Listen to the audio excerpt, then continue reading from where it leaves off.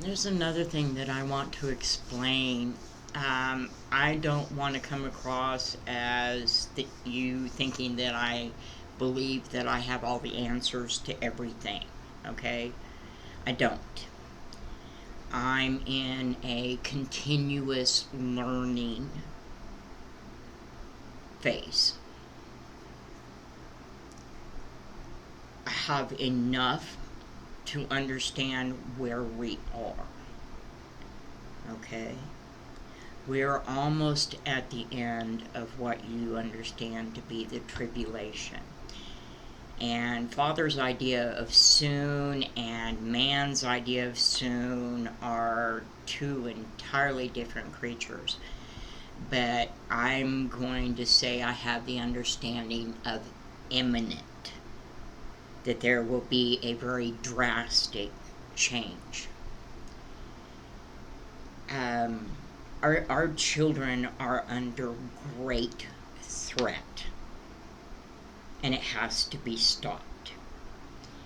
What I don't know is whether it will be by His divine intervention. I have kind of a feeling of that being the case, or whether it will be by His remnant rising up.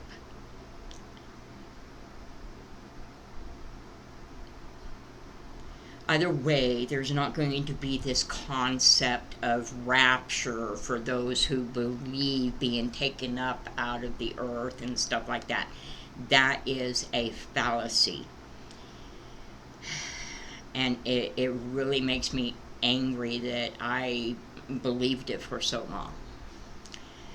If you do your research, you find out that that concept did not come into being until the 1800s. And to me, honestly, it's kind of chicken shit. All right? Thinking that you're so wonderful and so great that Father's going to take you out while He punishes the rest of the earth. When my understanding would be, why would He take His best soldiers out? As long as there's one soul to be snatched from the fire, would you not be willing to endure?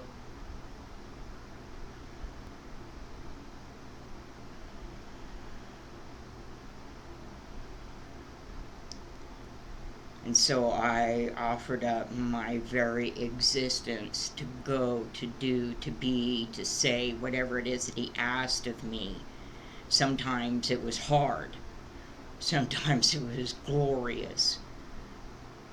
Most overall, it's very grieving.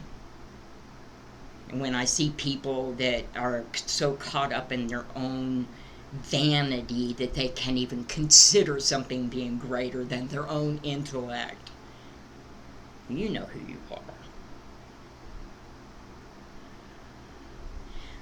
To me, I see Him in everything. The intricacies of design, of just how a tweak of the genetic structure can create such glorious colors and be the difference between a tree and a bird, and that the heavens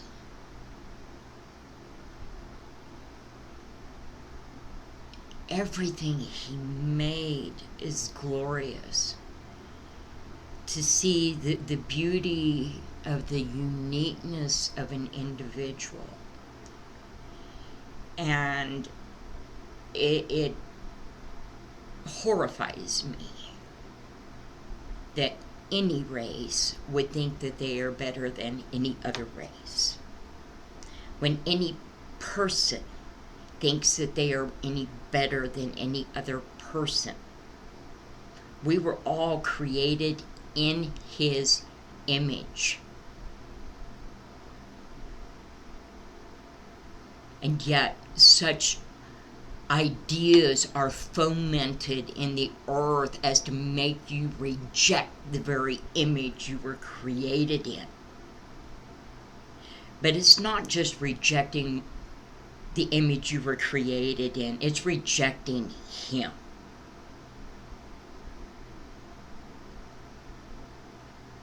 Because Father has intent in what He makes you to be. And I'll tell you, I used to be very competitive with men when I was younger. Okay? I had been through jobs where I literally had to file a discrimination lawsuit, which I lost, okay, because I didn't have enough evidence, to try to get equal compensation for the jobs that I was doing, okay? But I also fought with being a woman. And it all had to do with the things that had been done to me, which caused behavior that was unsavory, even in my own eyes, creating a mounting pile of shame within me. And the adversary would continuously say to me, "You did those things as a Christian." And she was right. I did. I didn't have any governance over my own flesh. And in the surrender to Him completely, everything I am put on His altar to do with as He saw fit. By someone saying the most profound thing to me, sometimes the hardest thing to do is to learn to forgive yourself. And she was right. I'd asked the Lord to forgive me, and I knew that I was forgiven. I could feel His presence. I could hear His voice, but I couldn't overcome my own weaknesses. And in the learning to forgive myself, I literally had the ability to turn away from the very things that were bringing me down. And to be honest, I wanted to be loved so bad, but I felt so dirty that decent men scared the crap out of me. And so I would aim low, right? And then be dissatisfied, and I would wind up divorcing them. I couldn't tolerate the idea of having sex outside of marriage, so I wanted to be married, but in order to lure them in, that's the kind of person I used to be.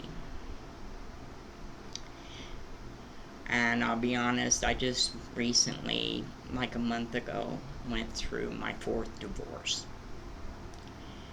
from someone I had been married to for 26 years by the time the divorce went through. Our marriage was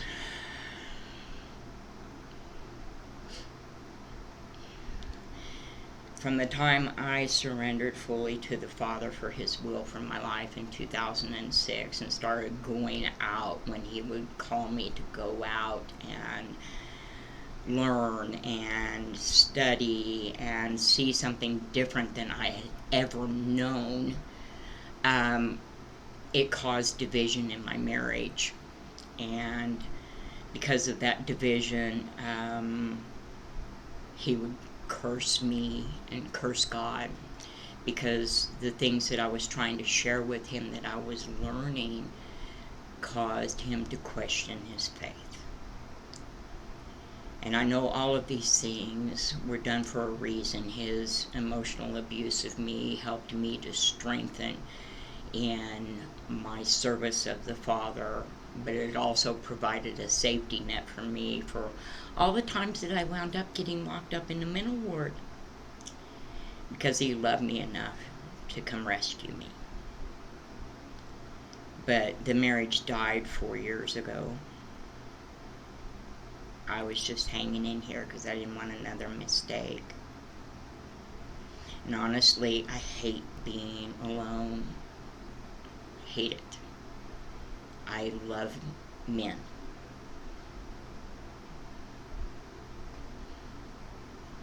I love being a wife. Having somebody to take care of. I love being a mother. But I haven't been allowed to do that for years since my own children rejected me. Thus, my grandchildren, my great-grandchildren. I love being part of a believing community. But because my understanding has went beyond, I can't.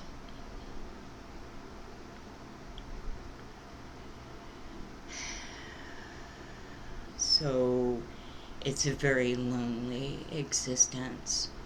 And I see the time. I'm going to have to stop and then maybe restart. I don't know.